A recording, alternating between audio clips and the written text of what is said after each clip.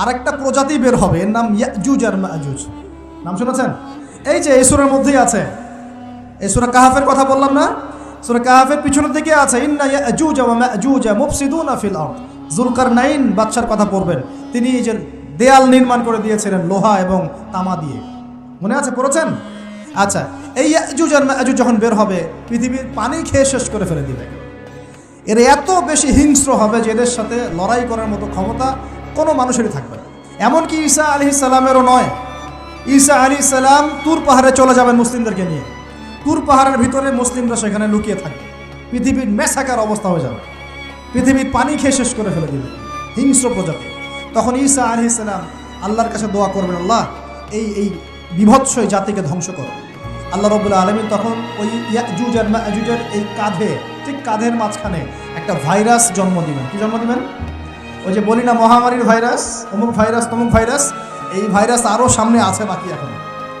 ওই ভাইরাসে, ওই পোকায়, ওই ব্যাকটেরিয়া বা যেটাই হোক আল্লাহ পাক যাই দিবেন, এতে করে ইয়াজুজ আর মাজুজের পুরো প্রজাতি ধপ ধপ ধপ ধপ করে মারা যাবে। মানে এটা ছোঁয়াচে রোগ হবে। কী রোগ হবে? ছোঁয়াচে। ঠিক যেমন আমরা একটু করোনা দেখলাম না, একজন থেকে আরেকজন, একজন থেকে আরেকজন, এরকম জিনিস চলবে আরও বিশ্বে। আর এখনকার নতুন রিসার্চ হচ্ছে ওই সাইবেরিয়া অঞ্চলের যে বরফগুলো আছে না, ওর নিচে এই 1 লাখ বছর, 1.5 লাখ বছর, 2 লাখ বছর আগের ভাইরাসগুলো নতুন করে জায়গা শুরু করেছে। হ্যাঁ, এগুলো বিজ্ঞানীরা বলছেন যে এগুলো আবার কোন দিন জানি পৃথিবীতে আত্মপ্রকাশ করা শুরু হবে। সব কিছুই ঘটবে। বিশ্বটার খুব রহস্য আছে, বিশ্বটার অনেক রহস্য আছে। আল্লাহ পাক এগুলো খেলার ছলে সৃষ্টি করেন নাই, পরীক্ষা। লিয়াবলুয়াকুম আইয়ুকুম আহসানু আমালা, আল্লাহ পাক বলেছেন। এরপরে ইয়াজুজ আর মাজুজের সব প্রজাতি মারা যাবে। নবীজি বলছেন জমিনে কোনো জায়গায় ফাঁকা থাকবে না, সমস্ত জায়গাতেই ওদের দেহ পড়ে থাকবে। আল্লাহু আকবার। এরপরে ঈসা আলাইহিস সালাম আল্লাহকে বলবেন, আল্লাহ জমিনটাকে পবিত্র করে দাও। আল্লাহ পাক কি করবেন জানেন? বড় বড় নখরওয়ালা, বড় বড় নখ আছে, নখ দেখেছেন? বড় বড় নখওয়ালা একটা স্পেশাল প্রজাতির পাখি আল্লাহ পাঠাবেন। কি পাঠাবেন?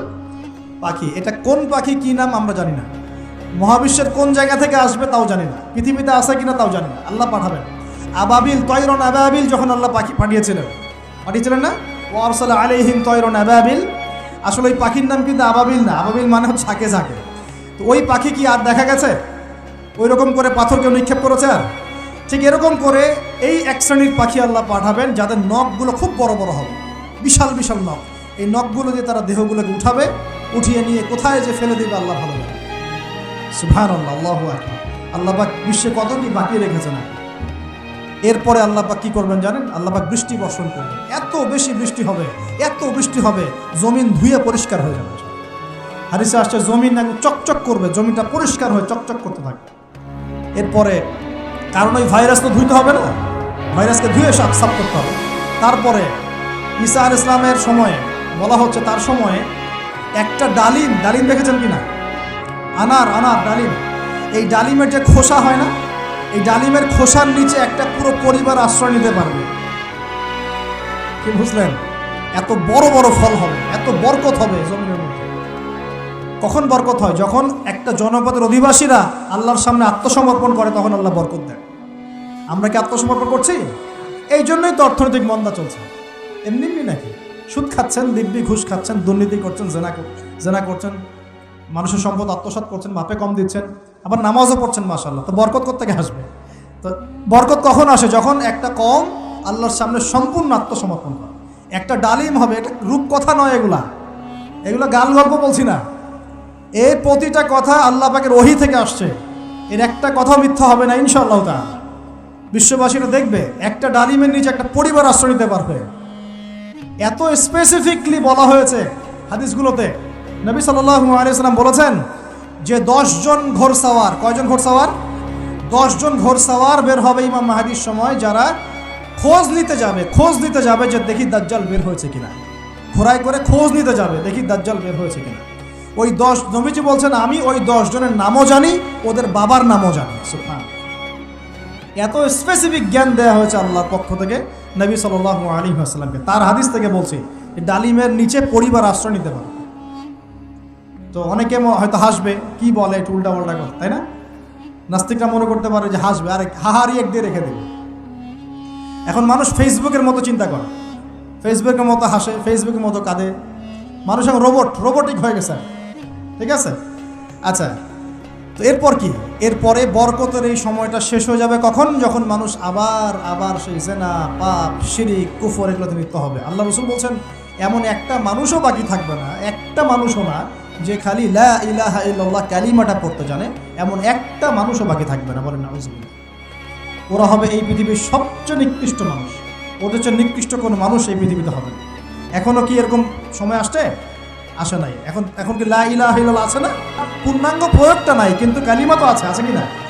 তখন নবীজি বলছেন এমন একটা যুগ আসবে যে লা ইলাহা ইল্লাল্লাহ বলার মতো একটা মানুষ খুঁজে পাওয়া যাবে না। আর মানুষ রাস্তাঘাটে কুকুরের মতো জেনা করবে। রাস্তাঘাটে কুকুর যেমন সঙ্গম করে না রাস্তাঘাটে, ওই রকম করে মানুষ রাস্তাঘাটে জেনা করবে। ওই সময়ে আল্লাহ রাব্বুল আলামিন পশ্চিম দিক থেকে সূর্য উঠাবে। কোন দিক থেকে? সূর্য সত্যি পশ্চিম দিকে উঠবে। পৃথিবী একদিকে ঘুরছে না এখন, কে জানে আল্লাহ পাক পৃথিবীর ঘূর্ণন থামিয়ে উল্টা দিকে ঘোরাতে পারেন না? অবশ্যই পারেন। আল্লাহ পাকের জন্য এটা খালি বলা কুন ফায়াকুন, হও হবে। পুরো বিশ্বের বড় বড় ডিপার্টমেন্টগুলো কারা নিয়ন্ত্রণ করছে? আমরা নিয়ন্ত্রণ করছি? জি না। এমনকি খ্রিস্টানরাও নিয়ন্ত্রণ করছে না, বরং ওরাই নিয়ন্ত্রণ করছে। আপনাকে গভীরে ঢুকতে হবে তো। তার মানে সে আত্মপ্রকাশ না করলেও তার অনুসারীরা তো মাশাআল্লাহ শক্তিশালী হয়ে গেছে কিনা? তার মানে সময় কাছে না দূরে? কাছে। এটা বোঝার জন্য কি ভবিষ্যৎবাণী করা লাগে? গণক হওয়া লাগে? জ্যোতিষী হওয়া লাগে? এটা বোঝার জন্য কোরআন সুন্নাহর সাথে শেষ জামানা স্টাডি করলেই হয়। Economics, world affairs, history study করলেই বুঝতে পারেন, হৃদয়ের চোখ খুলে যাবে ইনশাআল্লাহ। আল্লাহ পাক বোঝার তৌফিক দান করুন। এখন সে বের হয়ে বিশ্বটাকে শাসন করবে ঠিক, কিন্তু তার সাথে লড়াই করার ক্ষমতা ওই সময় মুসলিমদের থাকবে না। তখন আল্লাহ পাক পাঠাবেন ওই যে সত্যিকারের মাসিহ ঈসা আলাইহিস সালাম। কাকে পাঠাবেন? তিনি নামবেন সিরিয়ায়। কোন দেশে? সিরিয়ার দামেস্কে তিনি নামবেন দুজন ফেরেশতার কাঁধে ভর দিয়ে। তখন তার চুলগুলো দিয়ে টপ টপ করে মুক্তার মতো পানি ঝরতে থাকবে, এমনটা হাদিসে বলা হয়েছে। সুবহানাল্লাহ, সুবহানাল্লাহ। এত স্পেসিফিকলি হাদিসে বলা হয়েছে এটা হবে, এইটা হবে, ওইটা হবে, একদম স্পেসিফিকলি। তারপরে ঈসা আলাইহিস সালাম তিনি যখন ওই মুসলিমদেরকে পেয়ে যাবেন, তাকে ইমামতি করতে বলা হবে। ঈসা আলাইহিস সালাম বলবেন, না, আমি ইমামতি করতে পারবো। ইমামতি এই উম্মতের জন্যই করা হয়েছে। বলেন সুবহানাল্লাহ। আমাদের ইমাম ইমামতি করবেন, তিনি পিছনে মুক্তাদি হবেন। একজন নবী মুক্তাদি হবেন আর ইমাম ইমামতি করবে। চিন্তা করতে পারেন? এরপর নামাজ শেষ হওয়ার পরে বলবেন তিনি, দরজা খুলে দাও, দরজা খুলে দাও। এটার ব্যাখ্যা আমার কাছে মনে হয় হয়তোবা তখন অবরোধ থাকবে, অবরোধটাকে তিনি ভেঙে দিতে বলবেন হয়তোবা, আল্লাহ ভালো জানেন। দরজা খুলে দাও এর ব্যাখ্যা কী হতে পারে? কিসের দরজা খুলে, কিসের বাঁধন খুলে? নিশ্চয় একটা বাঁধনে মুসলিমদেরকে বেঁধে ফেলা হবে। তিনি ওটার বিরুদ্ধে মুসলিমদেরকে ঝাঁপিয়ে পড়তে বলবেন। তখন দাজ্জালের সাথে তার দেখা হবে। কোন দাজ্জাল? সত্যিকারের দাজ্জালের সাথে ঈসা আলাইহিস সালামের দেখা হবে। এবং ঈসা আলাইহিস সালামকে দেখা মাত্রই দাজ্জাল গলতে শুরু করবে। কি করবে? গলতে শুরু। লবণ যেমন গলে যায় না তাপ দিলে, এমন করে গলতে শুরু করবে। এবং ঈসা আলাইহিস সালামের নিঃশ্বাসে আল্লাহ পাক একটা অন্যরকম ক্ষমতা দিবেন। ঈসা আলাইহিস সালামের নিঃশ্বাস যতদূর পর্যন্ত যাবে দাজ্জাল পালাতে থাকবে। তার নিঃশ্বাস গিয়ে দাজ্জালের গায়ে লাগা পরে দাজ্জাল ওইখানেই মারা যাবে। আল্লাহ পাক এই শুধু তাকে নয়, তার সমস্ত অনুসারীদেরকে আল্লাহ পাক সেখানে মেরে ফেলবেন ইনশাআল্লাহ। মুসলিমদের হাতে। কার হাতে? মুসলিমদের হাতে। এটার জায়গাটা মেনশন করা আছে, বাবেলুদ নামক জায়গা। কোন জায়গা? বাবেলুদ। যান গুগল সার্চ করে দেখেন বাবেলুদ কোন জায়গায় আছে। আমি বলে দিব না, দেখেন কোন জায়গায় আছে, কারা ওটা নিয়ন্ত্রণ করছে দেখেন। ওইখানে দাজ্জাল মারা যাবে। মানে সত্যিকারের মাসিহের হাতে মিথ্যা মাসিহ মারা যাবে, ঠিক আছে? এবং তার অনুসারীদের পতন হবে। এরপরে ঈসা আলাইহিস সালাম এই ক্ষমতাটা দখল করবেন এবং সারা বিশ্বে তিনি শান্তি শৃঙ্খলা কায়েম করবেন। একজন ন্যায়পরায়ণ শাসক হবেন ইনশাআল্লাহ। এবং তিনি নতুন কোনো শরীয়ত নিয়ে আসবেন না, উম্মতে মুহাম্মাদের শরীয়ত কায়েম থাকবে ইনশাআল্লাহ। এরপরে 40 বছর তিনি রাজত্ব করবেন। কত বছর? 40 বছর। এবং তার বিবাহ শাদীও হবে এবং তার ইন্তেকালও হবে। তাকে দাফন করা হবে নবী মুহাম্মদ সাল্লাল্লাহু আলাইহি ওয়াসাল্লামের ঠিক পাশেই। আল্লাহু আকবার। ঠিক তার পাশেই দাফন করা হবে। এরপরে মানুষ আবারও খারাপ হওয়া শুরু করবে। কেমন খারাপ হবে? ও আচ্ছা, মাঝখানে একটা কথা বলতে ভুলে গেছি। ব্যাস, আমি কয়েকদিন আগে রিপোর্ট দেখেছি, পৃথিবীর নিচে কিন্তু আগুনের স্তর আছে। আচ্ছা, জানেন তো পৃথিবীর নিচে আগ্নেয়গিরিগুলো আছে। পৃথিবীর ভিতরেও একটা ঘূর্ণন হয়। সেই ঘূর্ণনের দিক পরিবর্তন হচ্ছে দিন দিন, এমনটা রিপোর্ট এসেছে। দেখেন, আপনি ইন্টারনেট ঘাটাঘাটি করেন। আর অনেকে রিপোর্ট করছে যে পৃথিবী আগে যে গতিতে ঘুরতো, এখন পৃথিবীর ঘূর্ণন গতি একটু বেড়ে গেছে। দেখেন রিপোর্ট দেখে, ঘূর্ণন গতি বেড়ে যাওয়ার মানে হচ্ছে টাইম দ্রুত পাস করবে। আর শেষ জামানার হাদিস এটাও আছে, সময় দ্রুত পাস করবে, আছে না? এটা হাদিস আছে। তো প্রিয় ভাইরা, এই সময় মানুষ খারাপ হওয়া শুরু করার পরে এমন খারাপ হবে, আল্লাহর নাম নেওয়ার মতো কোনো মানুষ থাকবে না, আল্লাহ আল্লাহ বলার মতো কোনো মানুষ থাকবে না। তখন পশ্চিম দিক থেকে সূর্য উঠবে। কিভাবে কিয়ামত হবে? নবীজি বলছেন, একজন ব্যক্তি পানি খাওয়ার জন্যে পাত্রটাকে মুখের সামনে নিবে, পানি গিলতে পারবে না, কিয়ামত হবে। ইযা ওয়াকাআতিল ওয়াকিআ লাইসা লিওয়াকাআতিহা কাযিবা আল কারিআতু মাল কারিআ ওয়া মা আদরাকা মাল কারিআ, আছে না? আম্মা ইয়াতাসাআলুন আনিন নাবাইল আযীম।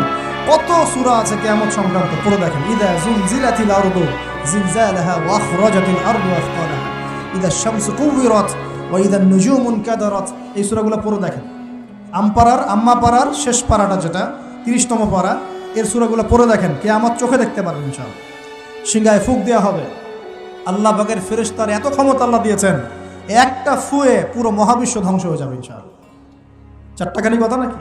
দ্বিতীয় ফুৎকারে আবার সবাইকে জীবিত করা হবে। এবং এই যে দুনিয়ার জীবনটা আমরা কাটাচ্ছি, এই 30, 40, 50, 60, 100 বছরের জীবন, এই জীবনের এক একটা হিসেব আল্লাহর সামনে দাঁড়িয়ে সেদিন দেওয়া লাগবে।